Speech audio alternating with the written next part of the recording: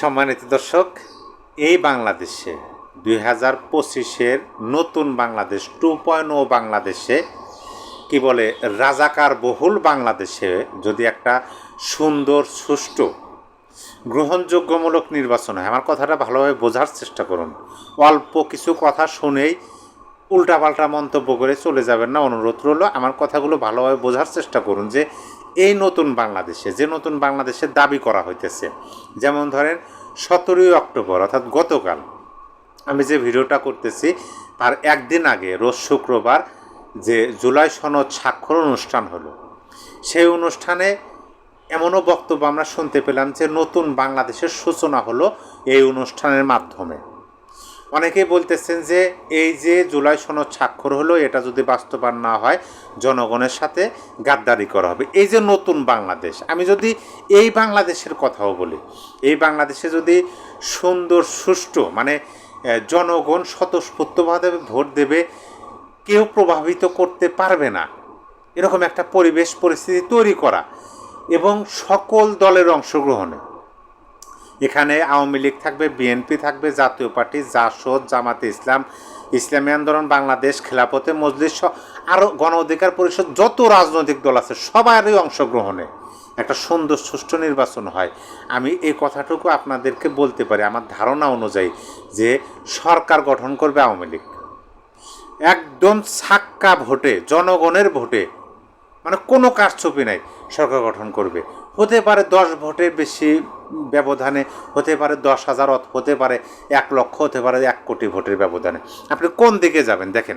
আপনি যদি পিআর পদ্ধতিতে যান, মানে জামাতে ইসলামের যে দাবি পিআর পদ্ধতি, এই পিআর পদ্ধতিতে যদি নির্বাচন হয় সবচেয়ে বেশি ভোট পাবে আওয়ামী লীগ, যদি নৌকা প্রতীক থাকে। মানে পিআর পদ্ধতিটা কেমন, যে আপনি কোনো প্রার্থী পাবেন না, আপনি যে আসনেই ভোট দেন না কেন, আপনার বসবাস যে আসনেই হোক না কেন, আপনি যে ভোট দিবেন মার্কায়। আর যদি পিআর পদ্ধতি হয় শুধু মার্কা থাকবে, আর সেখানে যদি নৌকা প্রতীক থাকে সবচেয়ে বেশি ভোট পাবে আওয়ামী লীগ। কারণ কী জন্য পাবে এই বিষয়টা আপনাদেরকে বলবো, তার আগে আমি বিস্তারিত একটু বলিনি। আর যদি বর্তমান সময়ে যে নির্বাচন হয়, প্রার্থীকে ভোট দেয়, সেটাও যদি হয় এবং সেটাও যদি গ্রহণযোগ্য মানে অংশগ্রহণমূলক হয়, ফ্রি ফেয়ার হয়, মানে কোনো কারচুপি নাই, তাহলে আওয়ামী লীগের সম্ভাবনা ভোট বেশি পাওয়ার। এখন আসেন কী জন্য বেশি পাওয়ার। আপনি বলতে পারেন যে এরকম একটা ভরাডুবি হলো একটা রাজনৈতিক দলের, যে রাজনৈতিক দলটা দীর্ঘ 16 বছর ক্ষমতায় থাকছে, তাদের বিরুদ্ধে এই অভিযোগ ওই অভিযোগ, তারা ক্ষমতা ছেড়ে চলে যেতে বাধ্য হয়েছে জনগণের রোষানলে, এই ধরনের কথা বলতে পারেন। তাহলে তারা কেন সুষ্ঠু ভোট হলে নির্বাচিত হতে পারে, এই প্রশ্নটা কিন্তু সামনে আসতে পারে। দেখেন, আমি আপনাদেরকে এই প্রশ্নের উত্তরটা দিই। গত 13 মাস আপনি একটু এই বাংলাদেশের রাজনৈতিক প্রেক্ষাপটের দিকে তাকান। আওয়ামী লীগ সরকার যে ক্ষমতাচ্যুত হয়েছে, কোন ধারাবাহিকতায় ক্ষমতাচ্যুত হয়েছে আমরা এটা জানি, এটা ভালোভাবেই বুঝতে পারি যে আওয়ামী লীগের উপর ম্যাটিকুলাসলি কাজ করা হয়েছে। কিভাবে? আওয়ামী লীগের সুনাম ক্ষুণ্ণ করা, আওয়ামী লীগের বিরুদ্ধে মিথ্যা অভিযোগ কী জন্য বলতেছি এই কথাগুলো আমি আপনাদেরকে বলবো। আওয়ামী লীগের বিরুদ্ধে নানান অপকর্মের দায় চাপিয়ে দেওয়া, এই জন্যই অভিযোগ এবং দায় চাপিয়ে দেওয়া বলতেছি।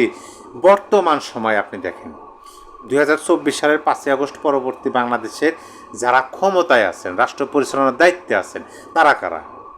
তারা নিঃসন্দেহে আওয়ামী লীগের বিরোধী পক্ষ, এমন বিরোধী পক্ষ যে আওয়ামী লীগকে নিশ্চিহ্ন করে দিতে চায়। তার মানে কি, আওয়ামী লীগের যত অপকর্ম, আওয়ামী লীগের বিরুদ্ধে যত অভিযোগ ছিল, সকল অভিযোগ কিন্তু এখন বাস্তবে রূপ নেওয়ার কথা ছিল। অভিযোগগুলো সত্যতে প্রমাণিত হওয়ার কথা ছিল, অভিযুক্ত হওয়ার কথা ছিল।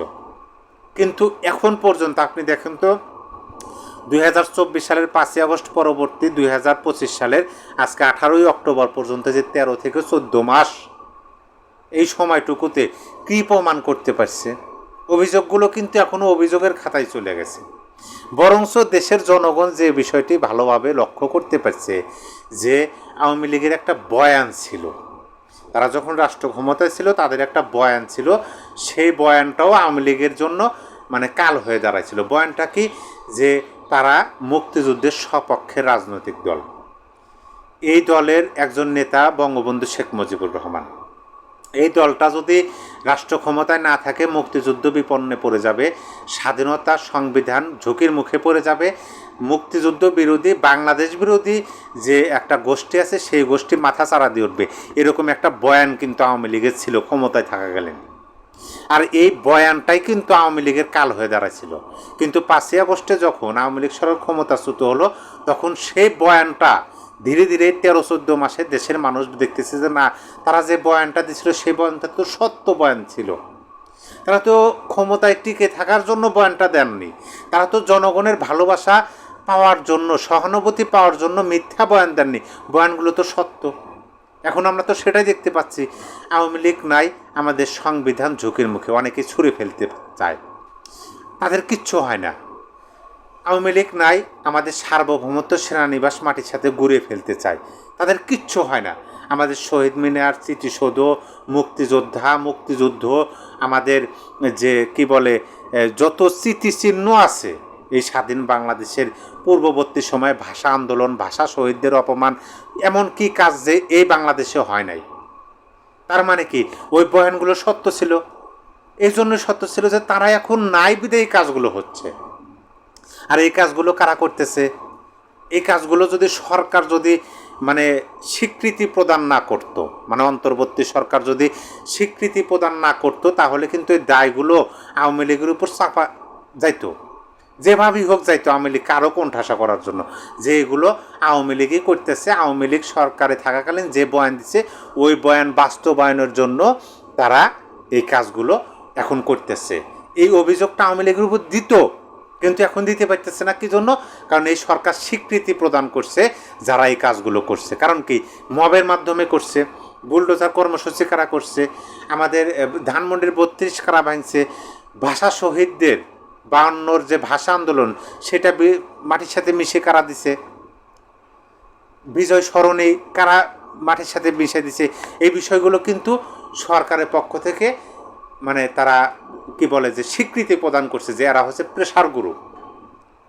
এই যে স্বীকৃতি প্রদান করছে, স্বীকৃতি প্রদানের মাধ্যমে এটা স্পষ্ট হয়েছে জনগণের কাছে যে এই কাজগুলো এই সরকারের হয়তোবা পৃষ্ঠপোষকতায়, হয়তোবা নীরব সমর্থন, মদতপুষ্ট হয়ে এই মব যারা করে তারা এই কাজগুলো করছে।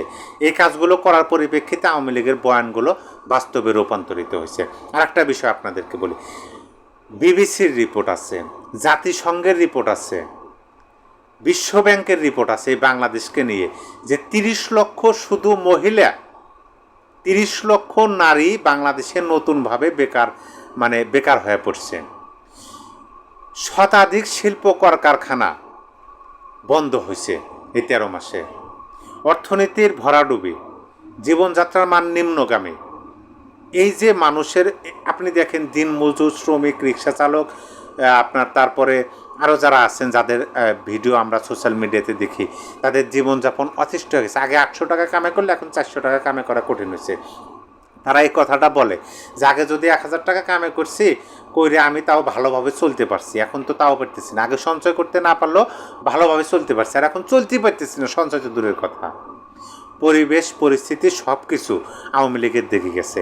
আর বাংলাদেশের মানুষ কেমন আমরা সেটা তো জানি। 5ই আগস্টের আগে দেখেন, 5ই আগস্টের আগে কোন ঠাসা ছিল, নির্যাতনের শিকার ছিল, নির্যাতিত ছিল সবচেয়ে বেশি বিএনপি, আওয়ামী লীগের দ্বারা। বিএনপির প্রতি মানুষের সহানুভূতি ছিল, বিএনপির প্রতি সিম্প্যাথি ছিল। কিন্তু 5ই আগস্টের পরে যখন দেখা যাইতেছে যে সবচেয়ে বেশি ক্ষতিগ্রস্ত হইতেছে আওয়ামী লীগ, এবং আওয়ামী লীগ সরকারে থাকাকালীন তাদের যে বয়ান, সেই বয়ানটা সত্য প্রমাণিত হইতেছে, তখন গাণিতিক হারে আওয়ামী লীগের প্রতি সাধারণ মানুষের সমর্থন, সহানুভূতি, ভালোবাসা বৃদ্ধি পাইছে। যেটা আমি প্রথমে বললাম, যদি একটা সুন্দর, সুষ্ঠু, গ্রহণযোগ্য নির্বাচন হয়, সরকার গঠন করবে আওয়ামী লীগ। এ কথা বিশ্বাস না হলে আপনি দেখেন, যদি আওয়ামী লীগকে নিয়ে একটা নির্বাচন করে, আপনি পিআর করেন অথবা বর্তমানে যে ব্যবস্থা আছে রাজনৈতিক নির্বাচন ব্যবস্থা, এই ব্যবস্থাও করেন, বিরোধী দল তো হবে, এটা তো শতভাগ নিশ্চিত। সম্ভাবনা উড়িয়ে দেওয়া যায় না সরকার গঠন করার। আপনার মতামত অবশ্যই কমেন্ট বক্সে জানিয়ে দেবেন। সবাই ভালো থাকবেন। আল্লাহ হাফেজ।